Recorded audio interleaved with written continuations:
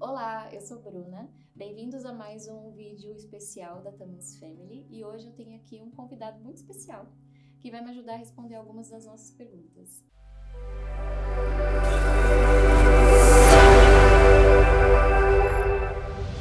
Olá, Jorge. Hola Bruna, obrigado por el convite. Mi nombre es Jorge, eu sou colombiano e afortunadamente trabalho para Tamus agora já faz um ano e meio. Alguns de vocês já me conhecem e espero conhecer vocês no futuro próximo, acompanhando vocês nessa jornada que é ter um filho conosco. Bom, este vídeo será um pouquinho diferente. Nós juntos iremos responder algumas das principais dúvidas que muitos futuros pais costumam ter quando procuram a Tamus. Mas antes de irmos para as perguntas e também para as respostas, eu gostaria de falar com você sobre a nossa série de vídeos especiais. A nossa principal intenção com a gravação desses conteúdos não é viralizar nem nada do tipo, e sim levar conhecimento às pessoas que desejam ter filhos e buscam outros meios para realizar esse sonho. A nossa ideia é levar informações verdadeiras e relevantes a você, da maneira mais leve e didática possível, para que cada futuro papai e futura mamãe realmente absorva todos os detalhes do processo de surrogacy e do nosso trabalho. Cada vídeo foi pensado com muito cuidado e muita atenção e muito carinho. A gente espera ter conseguido abordar esses assuntos sensíveis de maneira clara e objetiva para você. Por isso que os nossos últimos vídeos foram mais institucionais, até um pouco mais engessados. A gente fez essa escolha para garantir que nenhuma informação fosse perdida e para que pudéssemos, enfim, avançar a essa nova etapa da nossa série. Então vamos lá! A partir de agora, os nossos vídeos serão mais como uma conversa, um bate-papo, mais fluido com você, é claro. Preparado, Jorge? Preparado. Então vamos lá, as perguntas e também as tão aguardadas respostas. Então, como a Bruna falou, são múltiplas as perguntas que recebemos de nossos pais. Então, fizemos uma seleção de quais são as mais recorrentes. Uma primeira pergunta. Bruna, existe uma idade máxima para a realização do processo de surrogacy? Essa é uma pergunta que a gente recebe bastante, na realidade. Não que exista uma idade máxima no geral, mas sim há um consenso entre as clínicas que trabalham conosco, tanto nos Estados Unidos, quanto na Ucrânia, ou até mesmo na Colômbia, de que a idade máxima para ambos seriam 55 anos. Mas se o seu caso, por exemplo, se vocês são um casal e um de vocês tem, vamos dizer, 57 e o outro tem 48, vocês podem sim realizar o processo, desde que pelo menos um dos dois tenha menos de 55 anos. Perfeito. No caso de só HIV positivo, é possível fazer um processo de surrogacy? Então, sim, graças ao avanço da medicina, existe um procedimento chamado sperm washing, ou até lavagem de esperma, que garante que homens com HIV positivo possam passar por esse procedimento e então ter filhos saudáveis. Outra pergunta que nós recebemos muito. Estou em uma relação estável com minha companheira. Eu gostaria que ela fosse a mãe de meu filho. Posso usar os óvulos dela no processo? Sim, claro, é possível. Aliás, esse é um dos cenários ideais para a grande maioria dos casais. A grande maioria dos casais heterossexuais querem ter essa possibilidade. Eles querem utilizar os óvulos da própria futura mãe do casal e, claro, o esperma do próprio futuro pai do casal.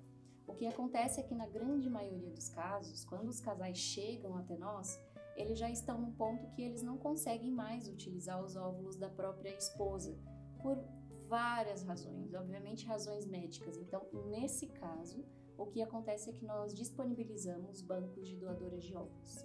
Esta pergunta é muito mais ampla, mas vamos lá. Quais são os riscos envolvidos nos procedimentos de surrogacy? Ou, mais certamente, quais foram os problemas mais graves enfrentados por a família Tamus desde 2008? Então, essa pergunta é muito interessante, a gente recebe ela bastante e eu sempre fico me perguntando exatamente o que os pais estão buscando como resposta. Até porque é um processo muito complexo e eu entendo que isso traz muitas dúvidas e muitas inseguranças, mas eu vou tentar ser bem objetivo, tá? Primeiro, tudo que acontece numa gravidez comum dentro de casa pode acontecer numa gestação por substituição, mesmo que ela esteja acontecendo a quilômetros de distância de você.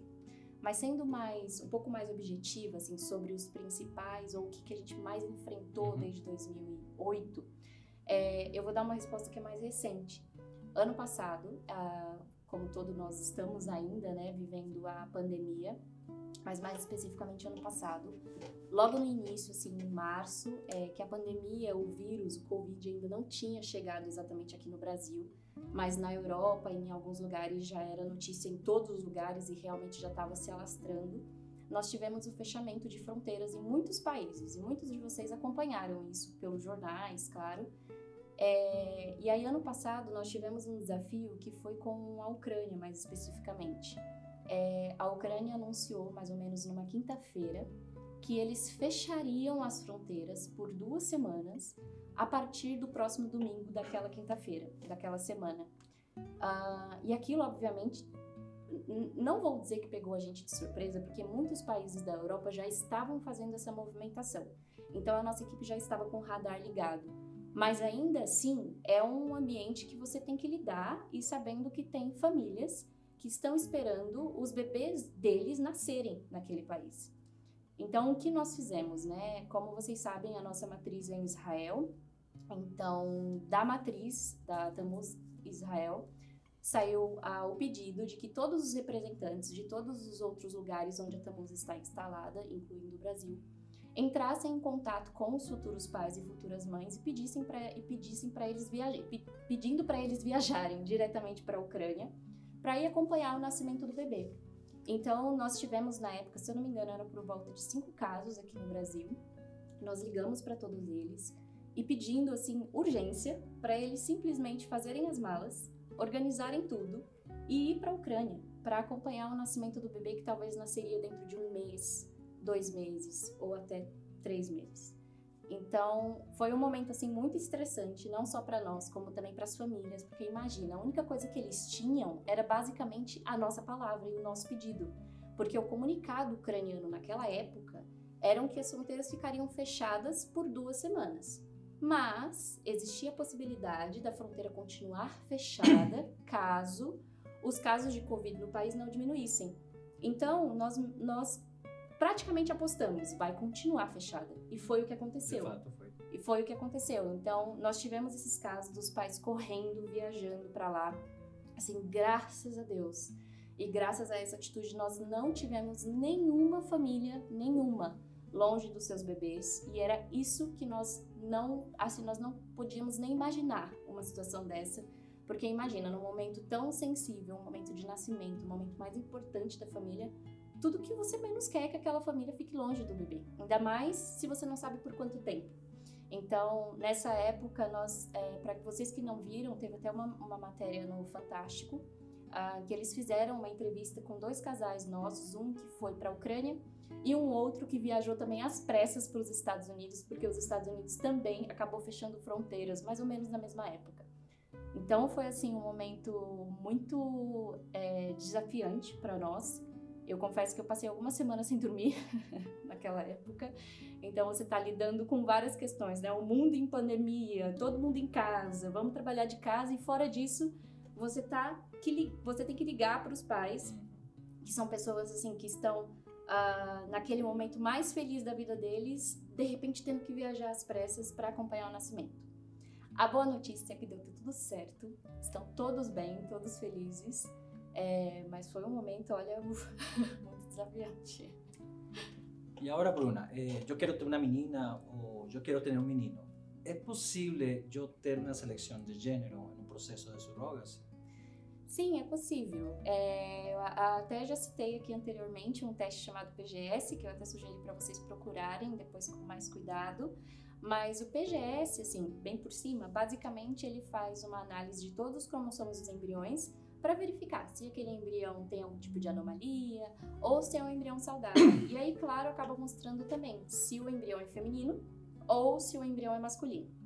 O que vai acontecer na maioria dos casos é que os médicos eles vão sugerir que seja realizada a transferência com um embrião de melhor qualidade, independentemente do sexo, ok? Mas existe, por exemplo, nos Estados Unidos, existe um plano específico que nós chamamos ele, vamos dizer, de garantia de sexo. em que a família decide, antes mesmo da transferência do embrião, qual embrião eles querem transferir.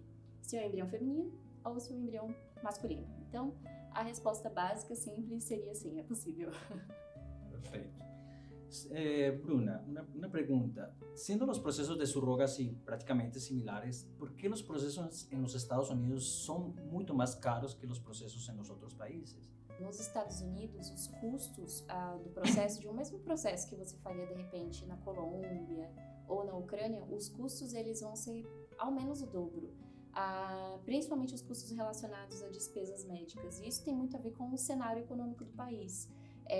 E também pelo fato, o grande fator, né? Nos Estados Unidos não existe saúde pública nem para o próprio americano. Então, os custos médicos nos Estados Unidos, eles são realmente, assim, exorbitantes. Isso acaba demonstrando isso também nos processos, acaba aparecendo nos nossos processos, esses custos. Então, é mais por essa razão, o ambiente econômico, a situação econômica, o cenário do país em si. Por isso. Perfeito. Esta outra pergunta é bastante engraçada, mas bastante recorrente. O que acontece se a surrogate não quiser entregar o bebê? Sim, essa pergunta, eu acho que ela se torna, assim, vamos dizer, não engraçada, mas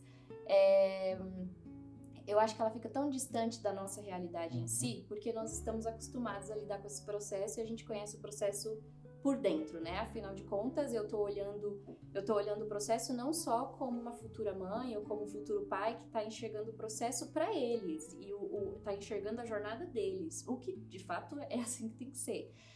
Mas nós que estamos aqui do outro lado, a gente tem a visão global de tudo, né? De não só do seu processo específico, mas de todos aqueles que estão fazendo conosco. E aí vamos por partes, assim, primeiro, a Tammuz tem 13 anos de existência já. Nós temos mais de 1.300 bebês nascidos e em nenhum momento, em nenhum desses anos, nós nunca tivemos uma situação em que, de repente, essa mulher que está atuando como gestante por substituição, que a gente chama de surrogate, nunca tivemos uma situação em que ela, de repente, se recusou a entregar o bebê para a família. E por que é importante falar isso? Eu sei que esse é um dos maiores medos dos nossos pais, isso porque a gente escuta isso sempre, e eu sempre até falo para eles, olha, esse cenário imaginativo, essa ideia vem muito de novela. Tem até uma novela que sempre me falam dela, que se chama literalmente Barriga de Aluguel. Eu acho que essa novela é do ano de 89, se eu não me engano, eu não entendo muito de novela, mas eu acho que seria mais ou menos isso. E aí na novela, até onde já me contaram, a mulher, ela realmente não quer entregar o bebê, mas ali tem algumas problemáticas que eu queria levantar aqui. Na novela, aquela mulher, ela é realmente a mãe do bebê. Não é que utilizaram uma doadora de óvulos, não é que os óvulos era da outra mulher que estava querendo ter o bebê, não, era tudo dela. Então ela ia gerar e ela ia dar à luz a um bebê, a um filho ou filha dela. Então isso muda completamente o cenário. Um outro ponto é o seguinte, dentro de um processo de surrogacy, apesar de ser um assunto que traz muitas ideias ou que não é muito falado, na verdade é um processo muito bem estruturado. Como a gente já falou até em outros vídeos, nos Estados Unidos, por exemplo, a legislação tem mais de 30 anos. Então é um processo que está muito bem estruturado e com isso, a gestante por substituição, a candidata que chega até nós, antes realmente dela ser vinculada com o casal, ela passa por uma série de exames, testes físicos para saber se realmente está tudo certo com a saúde dela, e ela passa por avaliação psicológica. Então, ela está fazendo aquele processo por vontade própria e ela tem realmente a consciência, ou ela sabe da história da família que está sendo vinculada a ela. E um ponto importantíssimo é que todas as candidatas são mães, então ela já é mãe, ela já passou por um processo de gravidez e também de nascimento saudável. Ela está fazendo aquele processo para ajudar uma outra família e não para aumentar a própria família dela, tá? Então, eu acho que esse é um dos pontos principais. Eu sei que gera muita preocupação nos pais, mas não precisa, nesse ponto não precisa. E aí, assim, vamos agora para uma resposta também talvez até um pouco mais prática, tá? vamos imaginar, né? Isso é no mundo realmente imaginário, mas mesmo que a gente chegue num ponto, um dia, não sei, né? De repente, a surrogate não quer entregar o bebê. Na verdade, não é tão simples assim. Imagine, o processo está sendo realizado de acordo com a legislação daquele local. Então, seria na Ucrânia, a legislação ucraniana, Estados Unidos, a legislação americana. Nesse caso, de fato, ela precisaria recorrer à justiça para pedir a guarda do bebê para ela. Não é que em algum momento ela tem contato com o bebê. Aliás, ela pode até ter contato com o seu bebê, e na verdade a gente até incentiva isso depois que o bebê nasce, como uma forma para vocês se agradecerem, para realmente, assim, é um momento muito emocionante. A gente tem depoimentos das famílias o quanto aquele momento é marcante. Mas, de fato, ela não tem nenhuma conexão com aquele bebê, então ela precisaria ir na justiça para pedir a guarda do bebê. É algo bem mais complicado, não é tão simples assim, nesse sentido, tá? Estou solteiro, mas quero ser pai. Eu posso ser um processo de surrogacy? Como seria todo o processo da documentação nesse caso? Pode. Aliás, nós temos um número até relevante de pais solteiros fazendo o processo conosco. Temos alguns até fazendo pela segunda vez já. Então, claro, podem sim, homens solteiros, mulheres solteiras, casais homoafetivos femininos ou homoafetivos masculinos. E, claro, os casais heterossexuais. Bom, e aí, documentação, né? Como que seria? No caso do pai solteiro ou da mãe solteira, o que vai acontecer é que o bebê ele vai ser registrado de acordo com a situação familiar dele ou dela. Então, a certidão de nascimento, ela tem um campo de filiação. E no caso de pai solteiro, ele vai constar como pai. No caso de casais heterossexuais, obviamente, o sobrenome de ambos os casais, de ambos casal aparece na documentação. E no caso de dois pais, seria registrado com o nome dos dois pais. Aí até emendando sobre isso, falando sobre cidadania, sendo filho de brasileiro, a criança vai ter sempre direito à cidadania brasileira. Voltando a essa pergunta, sou mulher e quero ter filho. Eu posso recorrer a um banco de esperma e usar um banco de óvulos, ou tenho que ter uma vinculação genética com um filho para ser um processo de surrogacy? Isso depende do país onde você vai realizar o processo. A princípio, sim, sendo uma mulher solteira que quer realizar um processo de surrogacy, por enquanto, no momento, o ideal seria realizar nos Estados Unidos, porque lá a legislação está aberta para um processo como esse. E sim, você poderia recorrer a um banco de esperma e até a um banco de doadora de óvulos. Sendo brasileira, você pode fazer isso, há essa possibilidade. Uma última pergunta. Por que no processo ou nas páginas sociais vocês usam o termo surrogacy em lugar de usar barriga de aluguel? Sim. Por que a gente não utiliza o termo barriga de aluguel? Na verdade, isso foi muito bem pensado, assim, até desde o momento que nós começamos a atuar com casais brasileiros, lá em 2014. Porque o termo barriga de aluguel, ele ainda é um termo que traz... ele é um termo quase que pejorativo. Ele traz muitas questões. Quando você fala de barriga de aluguel, assim, as pessoas, geralmente, elas imaginam tantas coisas, menos o que realmente é. Então, por essa razão, a gente decidiu adotar o termo americano, até por se basear que a legislação americana ela está tão avançada, os recursos, o processo, em como tudo é realizado. Na Ucrânia também, a legislação ucraniana tem mais de 10 anos.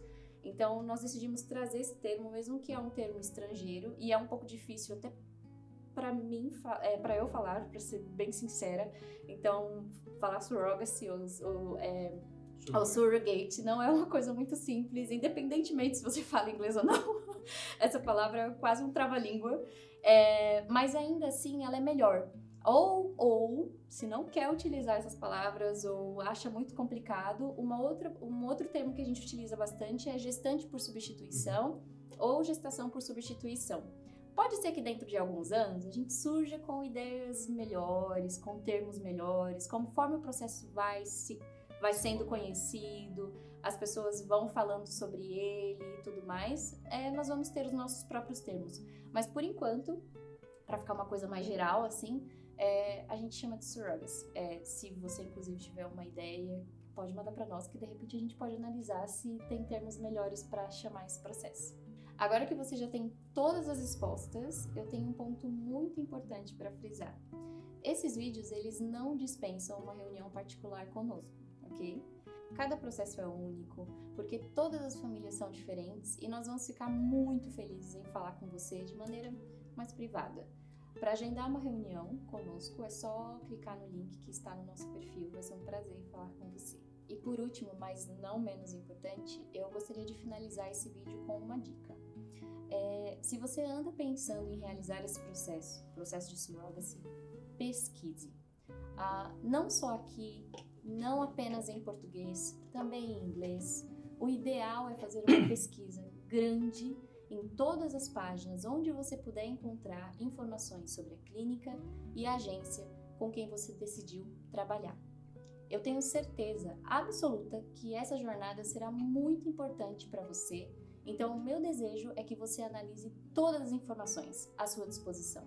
Escolha sempre trabalhar com agências e clínicas sérias, que realizarão o seu processo da forma mais segura possível. Combinado? Bom, por ahora é isso. Se você assistiu até aqui, deixe um comentário sobre o que achou desse vídeo. Qualquer sugestão ou dúvida que você tenha, é só falar com a gente. Também, todas as nossas informações de contato estão no nosso perfil. Um grande abraço e até o próximo vídeo. Até mais.